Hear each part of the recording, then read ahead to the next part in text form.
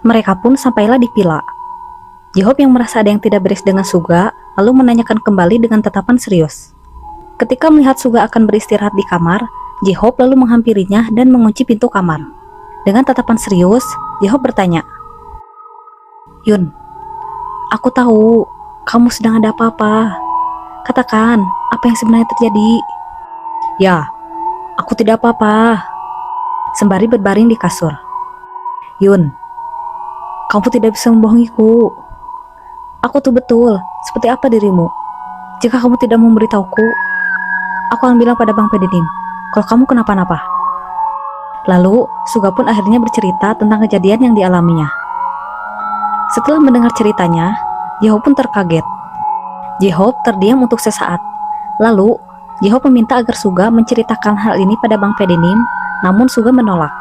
Karena sebelum Bang Pedenim melihat dengan mata kepalanya sendiri, Suga akan mencoba untuk bertahan. Malam pun akhirnya tiba. Bang Pedenim yang sedang bersama Jimin lalu memanggil J-Hope dan Suga. "Siapa yang katanya kemarin melihat kejadian aneh di pintu ujung sana?" "Aku dan Jimin, Bang." Lalu Bang Pedenim menanyakan pada Suga apakah dia juga melihat kejadiannya. Lalu Suga bilang, "Tidak, Bang. Aku hanya melihat mereka berlari ke arahku." Lalu Bang Pedenim pergi menuju pintu ujung tersebut dengan mengajak mereka bertiga. Suga yang masih ketakutan lantas memberanikan diri untuk ikut pergi. Jimin dan J-Hope yang masih trauma lantas berjalan di belakang Suga. Sambil memegang senter, Bang Pedenim lalu mencoba membuka pintu ujung, namun tidak berhasil. Bang Pedenim lalu bilang, "Mungkin ini ruangan yang sudah tidak terpakai.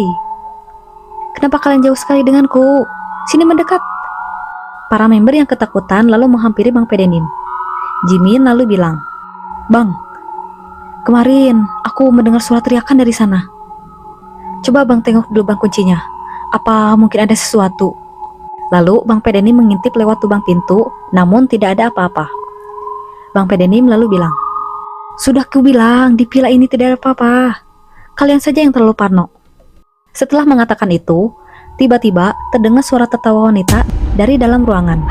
Sontak para member langsung berteriak dan mendekat pada Bang Pedenim. Mendengar itu, Bang Pedenim sontak dibuat terkaget dan sedikit ketakutan. Dia tidak percaya dengan apa yang didengarnya. Lalu dengan berani, Bang Pedenim mencoba mendobrak pintu tersebut. "Ya, minggir kalian. Aku akan mendobrak pintu ini." Pintu pun didobrak beberapa kali oleh Bang Pedenim, namun tidak terbuka juga. Lalu, Suga membantu dengan mendobrak sambil menendang pintu tersebut. Hingga akhirnya, pintu pun terbuka. Suga dan Bang Pedenim pun masuk. Dilihatnya, di dalam ruangan tersebut hanya ada kain-kain panjang yang menggantung dan lukisan yang sudah lusuh yang masih menempel di dinding. Jimin dan J-Hope yang ketakutan lalu mencoba memberanikan diri untuk masuk dengan saling mengaitkan tangan mereka dengan erat. Bang Pedenim lalu berjalan perlahan mengecek setiap sudut ruangan tersebut. Hingga pas di sudut ruangan, Bang Pedenim melihat ada pintu kayu yang tertutup rapat yang menghubungkan ke ruang bawah tanah. Lalu Bang Pedenim bertanya pada Suga, "Suga, kamu lihat ini? Sepertinya di villa ini ada ruangan lain di bawah tanah." Jimin dan J-Hope yang penasaran pun lalu mendekat. Suga lalu bilang, "Sepertinya iya, Bang. Apa perlu kita buka? Ayo kita buka. Aku penasaran apa yang ada di dalamnya."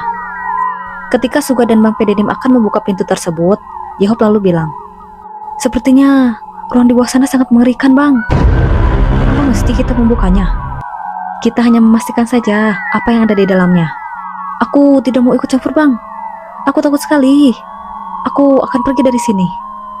J-Hope pun lalu berlari ke kamarnya.